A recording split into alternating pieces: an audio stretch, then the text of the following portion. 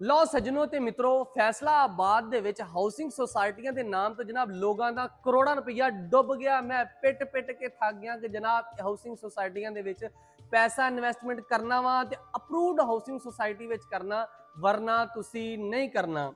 ਤੇ ਜਨਾਬ ਅੱਜ ਗੱਲ ਕੀਤੀ ਜਾਵੇ ਟੌਪ ਸਿਟੀ ਜਿਹੜੀ ਕਿ ਜਨਾਬ ਸਮੁੰਦਰੀ ਰੋਡ ਤੇ ਵਾਕਿਆ ਹੈ। ਇੱਕ ਬਲਾਕ ਉਹਨਾਂ ਦਾ ਜਨਾਬ ਅਪਰੂਵਡ ਹੈ ਔਰ ਬਾਕੀ 5 ਬਲਾਕ ਜਿਨ੍ਹਾਂ ਦੇ ਵਿੱਚ ਲੋਕਾਂ ਨੂੰ ਬੇਵਕੂਫ ਬਣਾ ਕੇ ਲੋਕਾਂ ਦਾ ਕਰੋੜਾਂ ਰੁਪਈਆ ਇਨਵੈਸਟਮੈਂਟ ਕਰਵਾਤੀ ਹੈ। ਇਨਵੈਸਟਮੈਂਟ ਕਿੱਦਾਂ ਕਰਵਾਈ ਹੈ ਜਨਾਬ, ਤੁਹਾਨੂੰ ਗੱਲ ਕੀਤੀ ਜਾਵੇ ਉਹਨਾਂ ਦੇ ਵਿੱਚੋਂ ਜਨਾਬ ਇੱਕ ਬਲਾਕ ਜਿਹੜਾ ਕਿ ਸਮੁੰਦਰੀ ਰੋਡ ਤੇ ਜਨਾਬ ਬਲਾਕ ਜਿਹੜਾ ਕਿ ਐਫਡੀ ਵੱਲੋਂ ਮਨਜ਼ੂਰ ਹੈ ਔਰ ਬਾਕੀ 5 ਬਲਾਕ ਐਫਡੀ ਵੱਲੋਂ ਮਨਜ਼ੂਰ ਨਹੀਂ ਹੈ, ਉਹ ਇਲੀਗਲ ਵਾ ਜਨਾਬ। ਉਹਨਾਂ ਦੇ ਵਿੱਚੋਂ ਗੱਲ ਕੀਤੀ ਜਾਵੇ, ਪਹਿਲਾ ਬਲਾਕ ਆ ਜਾਂਦਾ ਜੀ ਇਕਬਾਲ ਬਲਾਕ, ਗਜ਼ਨਵੀ ਬਲਾਕ, ਸਿਕੰਦਰ ਆਜ਼ਮ ਬਲਾਕ, ਡਾਊਨ ਟਾਊਨ ਤੇ ਸਰ ਸੈयद ਬਲਾਕ।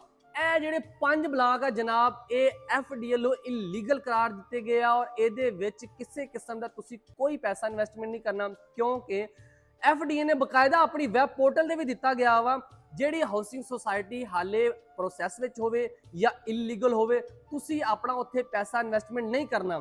ਅਗਰ ਤੁਸੀਂ ਆਪਣਾ ਉੱਥੇ ਪੈਸਾ ਇਨਵੈਸਟਮੈਂਟ ਕਰ ਲੈਂਦੇ ਹੋ, ਤੁਸੀਂ ਫਾਈਲ ਵੀ ਲੈ ਲੈਂਦੇ ਹੋ, ਜਗ੍ਹਾ ਵੀ ਲੈ ਲੈਂਦੇ ਹੋ, ਲੇਕਿਨ ਜਦੋਂ ਤੁਸੀਂ ਬਣਾਉਣਾ ਵਾ ਨਾ, ਬਣਾਉਣ ਵਕਤ ਐਫਡੀਏ ਨੇ ਆ ਕੇ ਤੁਹਾਨੂੰ ਰੋਕ ਦੇਣਾ ਵਾ, ਤੁਹਾਨੂੰ ਕਿਸੇ ਕਿਸਮ ਦਾ ਕੋਈ ਕੰਮ ਨਹੀਂ ਕਰਨ ਦੇਣਾ, ਕਿਉਂਕਿ ਉਹ ਐਫਡੀਏ ਤੋਂ ਅਪਰੂਵਡ ਨਹੀਂ ਹੈ। ਨਾ ਉੱਥੇ ਪਾਣੀ ਆਣਾ, ਨਾ ਬਿਜਲੀ ਆਣੀ, ਨਾ ਗੈਸ ਆਣੀ। ਤੁਸੀਂ ਫਿਰ ਹੱਥ ਤੇ ਹੱਥ ਰੱਖ ਕੇ ਬਹਿ ਜਾਣਾ।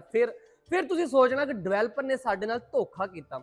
ਤੇ ਮੇਰਾ ਵੀਰ, ਮੈਂ ਹਮੇਸ਼ਾ ਤੁਹਾਨੂੰ ਉਹ ਮਸ਼ਵਰਾ ਦਿੰਦਾ ਵਾਂ ਜਿਹਦੇ ਵਿੱਚ ਤੁਹਾਡਾ ਫਾਇਦਾ ਹੋਵੇ। ਤੇ ਤੁਸੀਂ ਜਦੋਂ ਵੀ ਕਿਸੇ ਵੀ ਜਗ੍ਹਾ ਤੇ ਆਪਣਾ ਪੈਸਾ ਇਨਵੈਸਟਮੈਂਟ ਕਰਨਾ ਵਾ, ਪਹਿਲੇ ਐਫਡੀਏ ਤੋਂ ਅਪਰੂਵ ਜਿਹੜੀ ਐਫਡੀ ਪੋਰਟਲ ਹੈ ਉਦੋਂ ਤੋਂ ਵੇਖ ਲੈਣਾ ਕਿਹੜੀ ਹਾਊਸਿੰਗ ਸੁਸਾਇਟੀ ਐਫਡੀਏ ਤੋਂ ਅਪਰੂਵਡ ਹੈ, ਜਿਹਦੇ ਸਾਰੇ ਕਾਇਦੇ ਕਾਨੂੰਨ ਦੇ ਮੁਤਾਬਕ ਚੱਲ ਰਹੀ ਹੈ। ਉੱਥੇ ਤੁਸੀਂ ਜਗ੍ਹਾ ਲੈਣੀ ਹੈ, ਘਰ ਲੈਣਾ ਹੈ, ਫਾਈਲ ਲੈਣੀ ਹੈ, ਉੱਥੇ ਲੈਣੀ ਹੈ। ਵਰਨਾ ਤੁਸੀਂ ਇਸ ਤਰ੍ਹਾਂ ਦੀਆਂ ਟੌਪ ਸਿਟੀ ਜਿਸ ਤਰ੍ਹਾਂ ਹੈ ਕਿ ਜਨਾਬ ਲੋਕਾਂ ਨੂੰ ਧੋਖਾ ਦੇ ਕੇ ਲੋਕਾਂ ਦਾ ਕਰੋੜਾਂ ਇਨਵੈਸਟਮੈਂਟ ਕਰਵਾ ਕੇ ਔਰ ਬਾਅਦ ਚੋਂ ਜਿਹੜੇ ਡਿਵੈਲਪਰ ਭੱਜ ਜਾਂਦੇ ਆ, ਤੇ ਇਹਨਾਂ ਤੋਂ ਜ਼ਰਾ ਬਚ ਕੇ